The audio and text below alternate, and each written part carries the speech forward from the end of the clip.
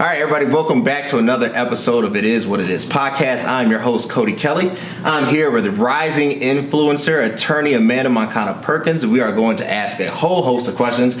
As you know, the rules of the formats, we have 10 questions slated. No question is out of bounds. She has the right to pass on any questions, but we want to know what makes her tick. She is a rising lawyer on the south side, but really downtown Chicago, and really a major impact on the city, and we want to get to know her and really just pick her brain. And this is presented by Bird Media Group. Stay tuned.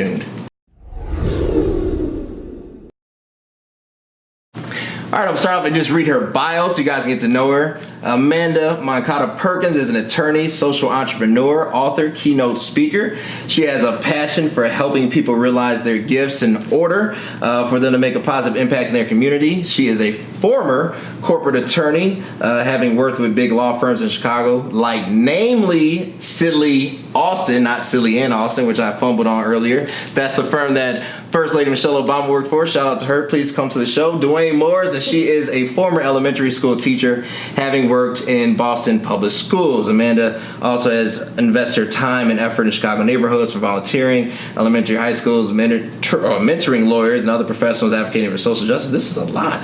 And climate conscious initiatives. She is a visionary with an eye towards the creation of sustainable plans that will provide access to professional, academic, financial, and social resources to the people in the need of the same. Currently, she is working on one of the two forthcoming memoirs, growing her full-time speaking career and launching her own consulting business. Amanda, welcome to the show. Glad you're here. Thank you. All that you have provided, in one word, describe yourself.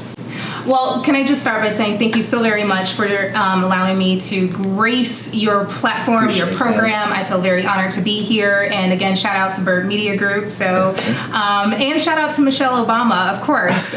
She is amazing. So one word to describe myself. I say disruptive. Why? I'm disruptive because I have a spirit that's not okay with the status quo.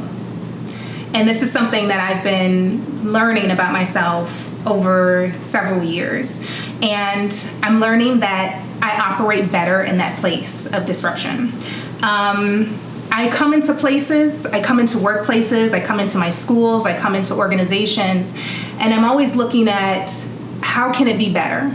How can it better serve the people around it? How can it better serve the people working for it? And how can I make a better influence while I'm there, while I'm occupying that space? And so if it's status quo and it's not working, it has to change. So dealing with disruption, is that why you became a lawyer?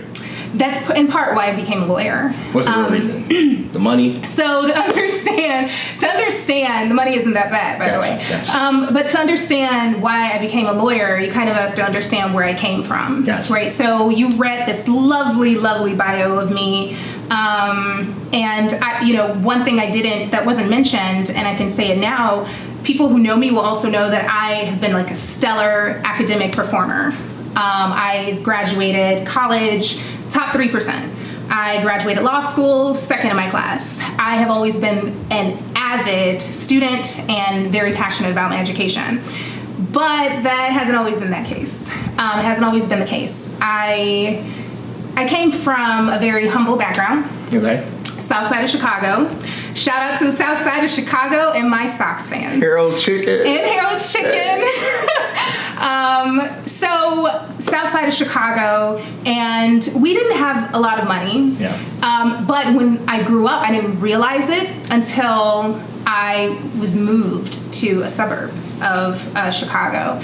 So I began to realize, being plucked out of my environment where we didn't have a lot of money, the school system wasn't serving us very well on the South Side, and I didn't really have my parents around so much. I was raised by my grandmother initially. Mm-hmm.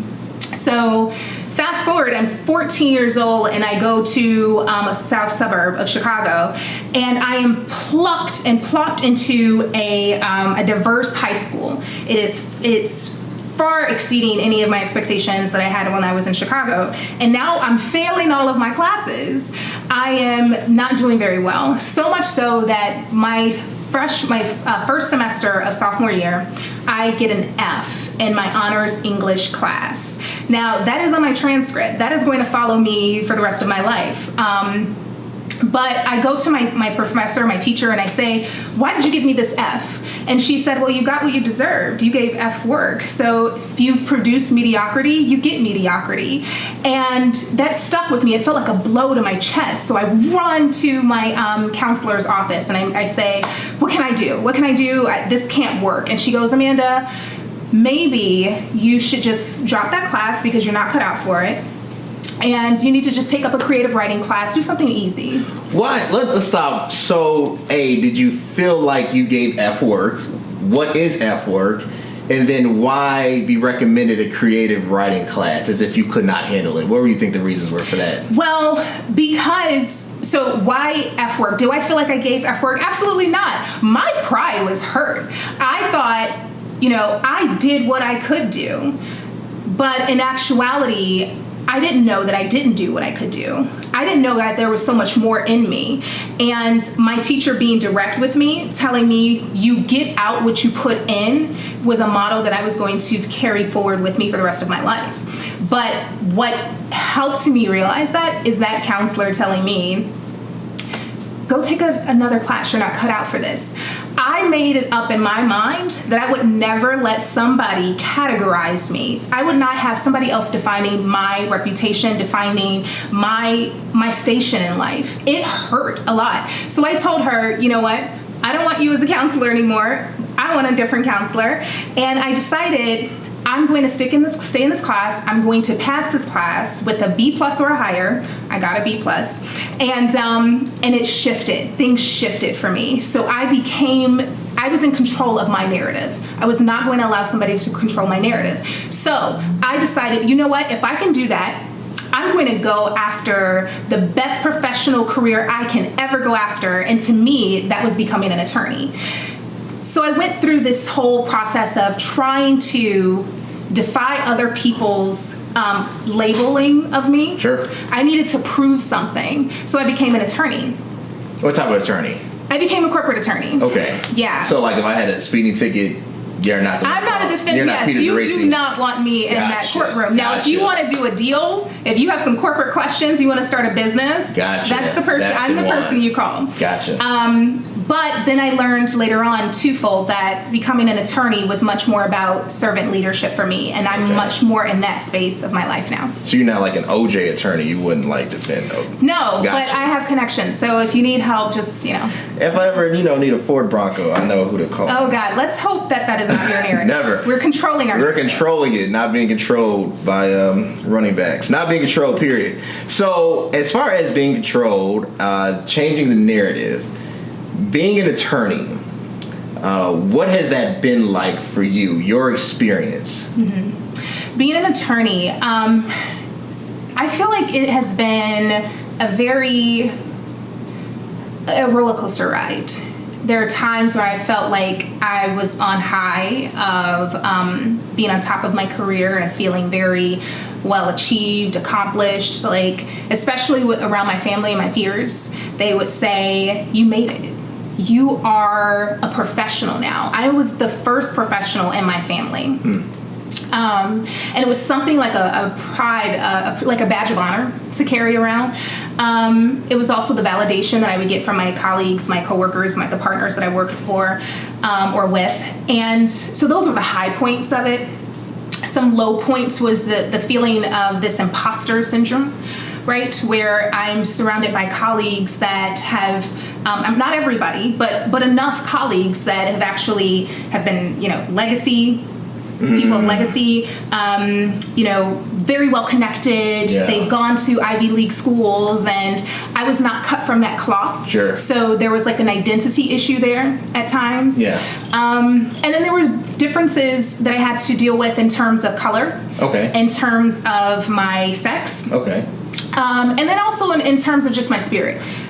Let's take a shift there. Is there a difference, and not to be facetious, being a woman in a male-dominated workplace? Is that a real thing, or do you think that gets too much gloss? In your experience, what is it like coming into a workplace dominated by men, very few women of color. What is that like? Initially, very intimidating.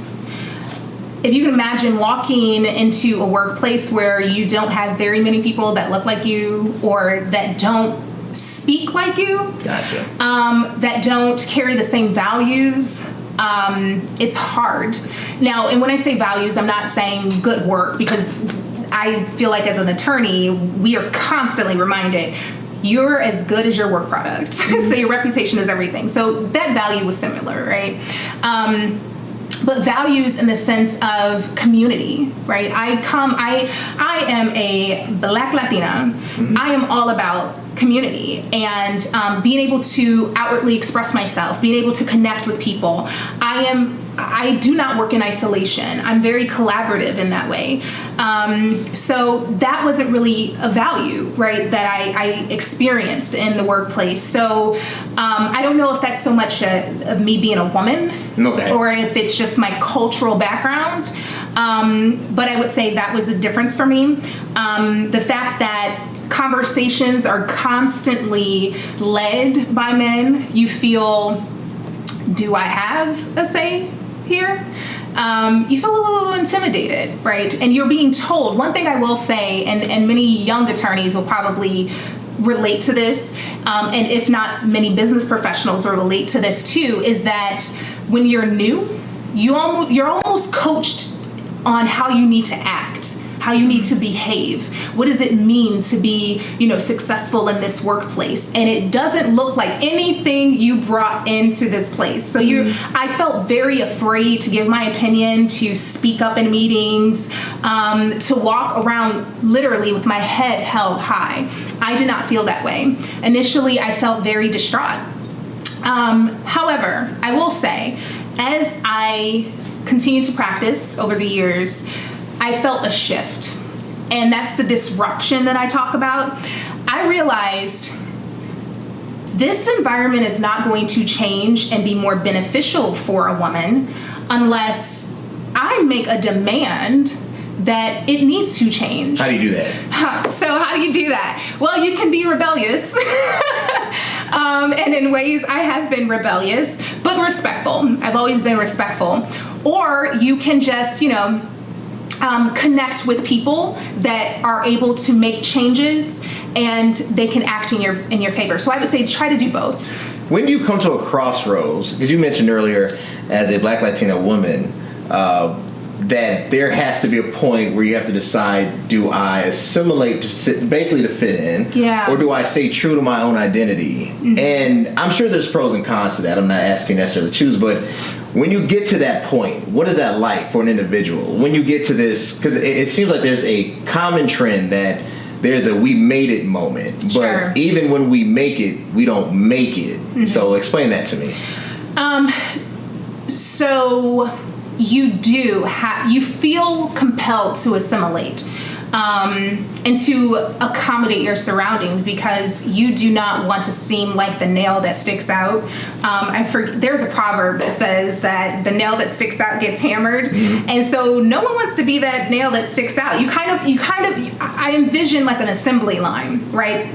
Of professionals, everybody's donned in a black suit and just walking straight ahead with the white t-shirt on and everybody's walking ahead, right? You don't want to be the person that all of a sudden has on a yellow suit or all of a sudden has on a blue suit, right? You want to feel like you're part of the fabric. The issue becomes when all of that's fine. It's fine if it means doing good work. It's fine if it means communicating with your clients a similar cohesive message, right? It's fine when you're representing the firm or the workplace in a certain way that says professionalism, right? It is not fine when it comes down to your personality. It is not fine when it comes down to you having to shift your values that make you uniquely you, right? So, for example, when I first started, I am a silly person. I'm very goofy. I love to laugh. I didn't laugh my first year as a lawyer. Because nobody was funny, or? No, I felt nervous about it. Like, would they think I'm not working? I felt like I would be critiqued if I didn't show this polishedness all of the time, if I didn't have my shirt tucked in neatly all of the time. And that was the environment. That was how the environment was, right? If I wanted to go out on a Friday night and say, go to a movie just because and come back to the office on Monday and talk about the fact that I went out on a movie, I felt nervous about doing that. And I realized I could not operate that way. I am a funny, fun-loving person. I want to come into the workplace and joke around and say something silly and have a good time, right? I want to enjoy myself and work. And that's how I've been. So I realized I had to shift out of that. I could no longer be the person that's donned in a black suit with a white shirt in that assembly line. You know what? I actually wanted to be the person that wore a yellow dress today. I wanted to be the person that actually went and chopped off my hair and now wear my natural curls, right? I do not want to forsake who I am as a person because I'm brilliant. I can do this work, but I don't have to act like you to do this work. Was your humanity ever micromanaged? When you think about recent legislation that's passed, like New York, California just banned discriminatory laws against natural hairstyles. Was that ever an issue? Did you see like there was this microscopic picking as something that was uniquely you?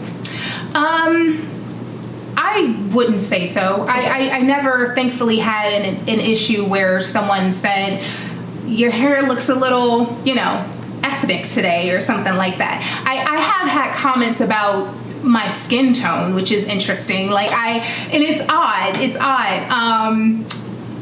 It was a matter of like, you know what, I was told you have such a beautiful tan. Where did you go? And the only thing I could say was I came from my mother's womb. I don't know how else to explain that. So,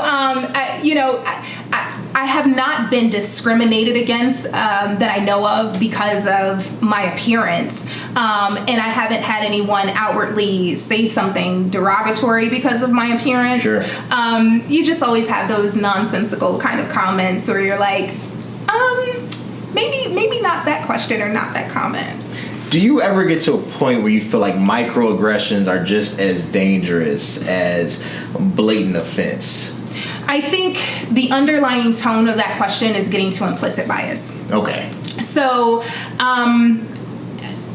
the microaggressions that we see tend to kind of reflect what we're thinking internally and kind of what we're mulling over in our heads, and maybe it's subconsciously that we're doing it, but I think it's linked to implicit bias a bit, and I think it can be very much more dangerous than overt bias, and we in the legal profession deal with rampant implicit bias.